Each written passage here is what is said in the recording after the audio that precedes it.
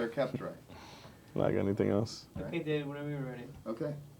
Mr. Garcia, thanks again for participating Please, my pleasure. in our show. How important would you say, first of all, is music for a culture to share and express itself?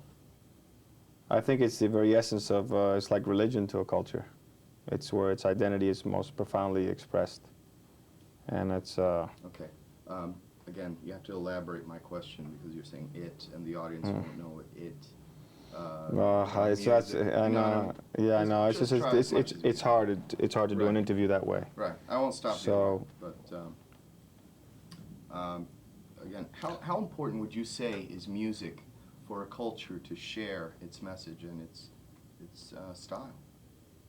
Music is like I said, a form of religion to a culture. It's where it finds its celebrations and its identity, and where it finds solace when it's in pain. It's the most identifiable trademark to any culture, I think, is rooted in their music. How about in Latin music and Latin sounds?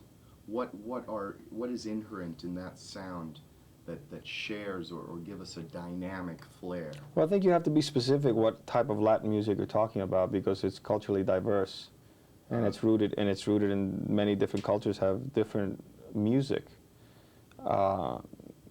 The music of the South American Indians are totally different than the music of the Mexican mariachi, you know. So I think you have to be specific of what type of music you're talking about. From my personal point of view, being that I come from the island of Cuba, the Cuban music is a fusion of European classical music and African rhythms. And in that fusion, there was a very unique music was created. Some music from that fusion became indigenous to the island, and the trajectory of the music, how it traveled through the Caribbean, was embraced by different people, and they kept growing in different manners. And you can find common threads of for example, the Cuban son in reggae, and you can find common threads of the Afro-Cuban rhythms in American jazz, and it becomes a sort of a cross-pollination. If you go to New Orleans, you'll hear the rumba, and if you hear bebop, you'll hear the 6/8 patterns in the rumba. And if you go into all throughout, you know, what people refer to as salsa today is basically an amalgamation of mambo, cha-cha-cha, guaguancó, and all the rhythms that came out of Cuba in the 30s and 40s. And so I think you have to be specific about, when you talk about, each culture has its own specific sort of styles, and sometimes they'll take a style like the habanera and the tango Congo and its trajectory, and how the habanera, which became a international sensation, how each culture then adapted that sound into the tango, into different things, and you go to the root of the inspirations, and you see how the danzón was, the Mexicans embraced the danzón and put their particular flair to it and play it with horns and so forth. And so music has sort of, as it travels, it changes its colors, but the inherent musical structure in it is always rooted in its initial rhythmic patterns, very much like what happened with the mambo, which was initially played in a string section and a típico orchestra, and later in the 50s became internationally popularized in a big band sound with horns. So, how about from your personal experience and your background, what was your environment like in terms of the musical influence that later propelled you to become more interested in actually producing music? Was there a lot of music in your family's home? And not really. It was really more of a personal journey of myself. It was my own interest. I mean, music was a part of the celebrations in that we would go to, but there are no musicians in my direct family. My mother and father are not musicians, and they weren't collectors of music or anything like that. So I guess it was my own personal obsession. Although I must say that my grandparents, who I spent a lot of time with when I was very, very young, I found out later in life that my grandmother played the piano and my grandfather played the harmonica, and they used to sing together, two instruments which I play today. I only found this out recently because I didn't recall ever when I was 4 years old, listening to them play the piano or play La Cuona and him play the harmonica. So I guess these things were in my subconscious, and they came out later on in my life. And now you play the conga, or you play the I conga. play percussion and piano. Yeah. How important is that drum sound? The conga is an intrinsic piece in the sound, especially with cachao. Yeah, well, the music that stems from Cuba is structured around the tumbao. The tumbao is a pattern that comes from the tumba, or the conga drum. And that specific pattern is the basis for all the bass lines. And one of the great innovators of the tumbao is Cachao himself. And that is as important as the clave is to all the Caribbean music nowadays.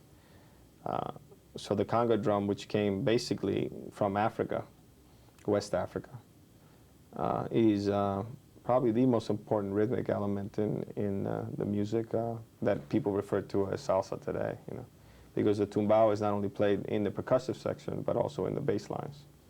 How did you... And in the piano, too, which is also a percussive instrument. Yes, it is. It's played it to a beat. How did you become involved with cachao? How did you discover that you want to work with this person, that you wanted to do the movie and the albums? Well, I got turned on to his music in my mad search for the great music of my culture that was hidden in the shelves of the local music stores of Miami.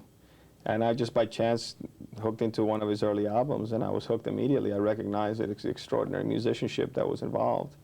And then I kept searching more and more, and eventually I you know, got to meet the man and began the collaboration that we enjoy today. And how about the film that you produced and, and the volumes 1 and 2, Right. the reception that it's received in this country? Do you think there's more need for that type of music and film? I think so, but I'm biased. You know, I would say there is always. I think what I get, for example, we just did a concert with Cachao at Lincoln Center that he did part of the LatinMusic series that they had there, and the nature of the audience was so crossover. What I noticed, and how they embraced him when he got on the stage, that shows there's always an appetite for great music. You know, and I think music is a universal. There's only, as Paquito de Rivera says, there's only 2 kinds of music, good and bad. Or maybe that's a Duke Ellington quote. And I think that's really the truth. Music has a universality to it when it speaks. When it's great music, you know, you don't have to be Austrian to enjoy, you know, Mozart. But and I feel the same way about, for example, the music of Cachao. You know, you don't have to be Cuban to enjoy Cachao. And I think it really is rooted in these sort of infectious rhythmic patterns that Latin music is always sort of solidified in. Do you think tropical music and salsa is customizing itself a little more for an American audience to mainstream or crossover? Well, it's very natural for people to chase the almighty commercial dollar. And they chase it, and the delusion of the music is not necessarily good music. So it's a question of taste, you know. There's always purer sounds and purer orchestrations and arrangements that you can search out. There's always people who are playing things that are a higher order and more true to the, and there are others that are playing a more diluted sound. So it's up to you as an audience member to choose who you want to listen to. You know, pop or Latin pop I find very diluted music. That's not to say there's not good musicianship there, but there are other alternatives. And what do you, musically, are you perhaps looking to pursue apart from Cachao in the future work, producing? Do you wish to continue producing? I am, and we're going to do another album with Cachao in the fall that I hope to do. Yeah, music is, it's fortunately a very strong part of my life, and I'm very active in it, and I'm trying to do more so. I've been writing music for a movie that we've done, and so, you know, I can't help but be involved in it. I've been involved in it all my life, really, and The more I play, the better I get, and the more I enjoy it. So it's something that I'm looking forward to be more active in. And unfortunately, I live on a different coast than Cachao does, or else we would be probably collaborating more often. But sometimes just the realities of being in different cities and, you know, different careers, sometimes it's hard to solidify certain ideas. But we're going to get him back in the studio this year, which I think is important for him to keep recording. And who are some of the other Latino music greats in tropical and salsa music, like the Celia Cruz, that you have perhaps been inspired by? But I'd have to turn to the big inspiration for me are rooted in the music really from the 30s to the 50s. People like Cachao and his brother Orestes Lopez, Arcaño, Antonio Arcaño, Benny Moré, Celia Cruz, Arsenio Rodriguez, Machito, Mario Bauza, Chico Farri. How important has Celia Cruz been to the world of salsa music? Well, she is the preeminent guarachera, sonera in the world, and has been for almost a century, you know. Her and the tragic loss really of people like Benny Moré, who had a short-lived life, who were extraordinary talents, are the true voices of that genre. Miguelito Cuní, another great Cuban singer who never left Cuba, and therefore his exposure was limited. People like Ignacio Piñeiro, who was a tremendous influence in the sounds that we're all listening today, and was basically a bricklayer who had a band at night, the Septeto Nacional, and is a great composer and lyricist.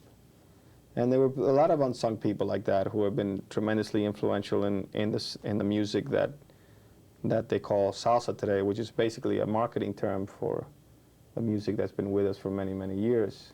Why do you think they called it salsa?